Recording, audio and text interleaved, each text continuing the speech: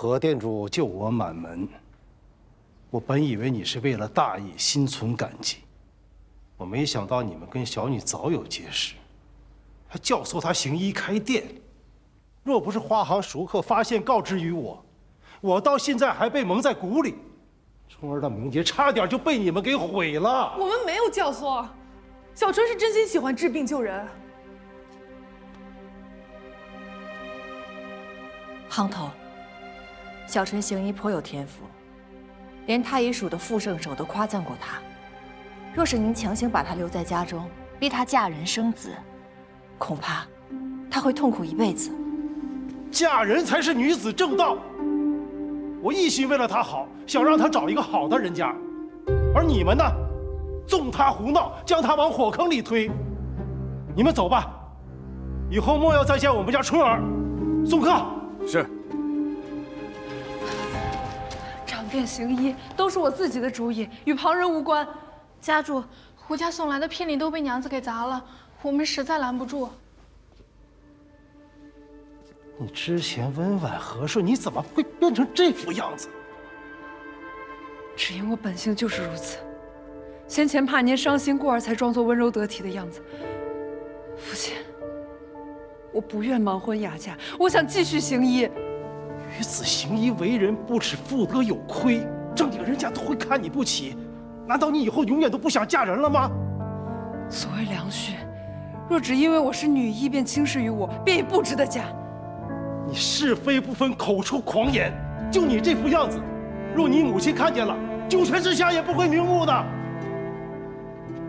那女儿敢问父亲一句：是母亲不够贤良吗？她的福气在哪里？只因您一句抛头露面，有辱家风，她一生被困于内宅，郁郁而终。那你是怪我？您可知她真正的喜爱是什么？您可知她的理想抱负又是什么？父亲葬送了母亲，现在又要来葬送女儿吗？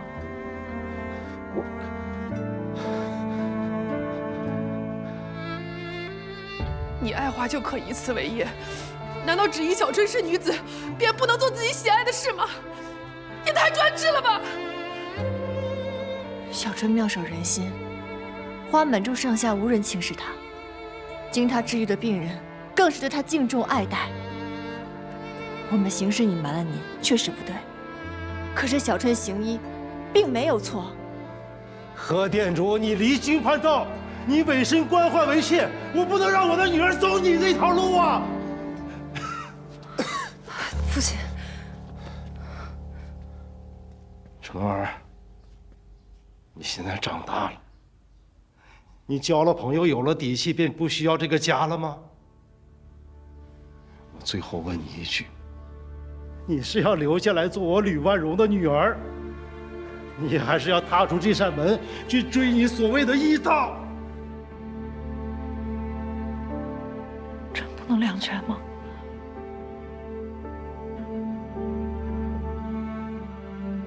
不能。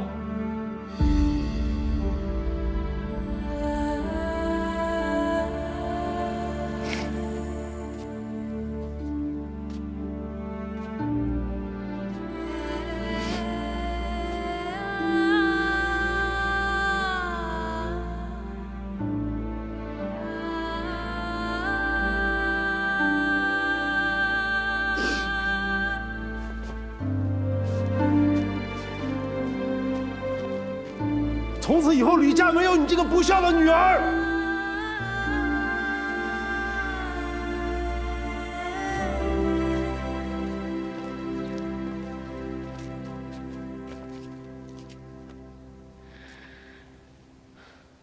父亲曾说，蒲公英随风而散，与家宅不及。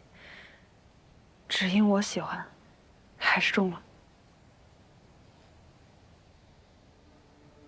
可他却不知道，我视此物为药，种它是为了等花落之后采根泡水，治他的喉痛肺痈。可如今一语成谶，果然离散。你父亲他是因为太在乎你了，才会如此固执。小春，这几日，你先到方圆去住，给你父亲一些时间，让他也好好的想一想。对，等旅行都气消了，咱们再回来。他舍不得不认你的。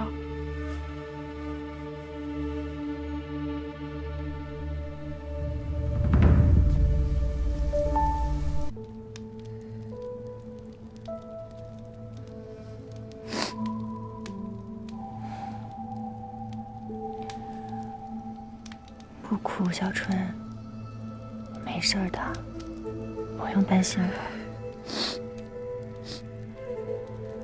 今日是我连累了你，对不起。你若是没助我开青书寨，曹玉英也寻不到这个药土。只是不知道他背后之人究竟是谁，竟然还买通了县令。早晚都会知晓的。当下最重要的是我们如何自证清白。若是我能近身查看吴家娘子，定能知道她因何而死。可惜眼下又被困在这儿，什么也做不了。也不知道父亲有没有听闻此事，我会不会担心？都说人在落难之际，第一个想到的是自己最在乎的人。你之前还生你父亲的气，可如今还不是最记挂着他？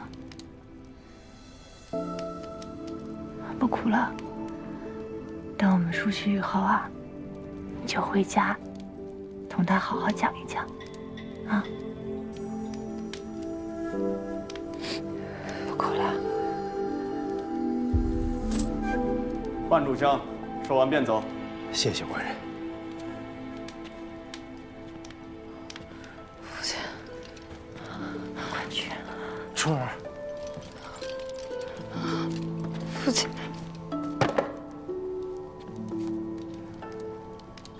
这怎么都伤成这样？都是牡丹护着我，不然只会……你要是当初听我的，待在家里好好嫁人，何至于受这种苦？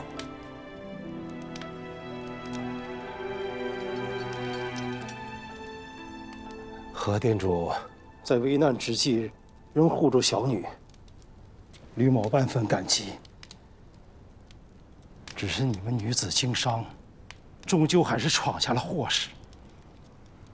难道父亲也觉得是女儿医术不精将人害死了吗？这不重要，把你们救出去才是最要紧的。这重要，这对我而言是最重要的。今日的祸事不是我行医导致的，是有人蓄意陷害。那药方我研究数月，数百人服用，无一人有任何不适。那些素未谋面的病人都愿意相信我的医术，为何在您眼里一文不值？您为什么不愿意信我呢？您可是我父亲啊！小春，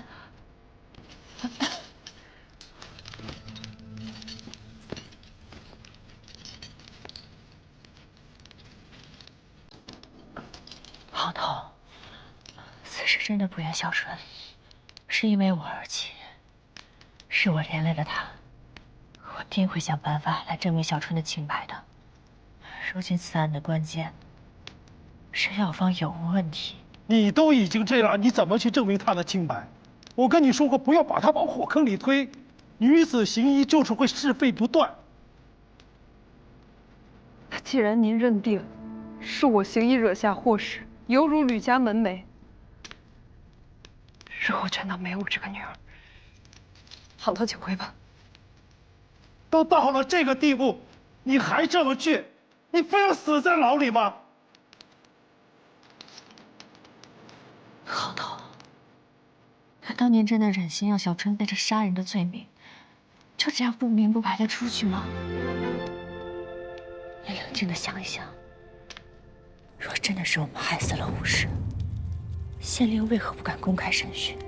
为何宁愿对抗律法，也要对我们动用私刑，逼我们认罪画押呢？只有将这些全部调查清楚了，才能真的还小春一个清白啊！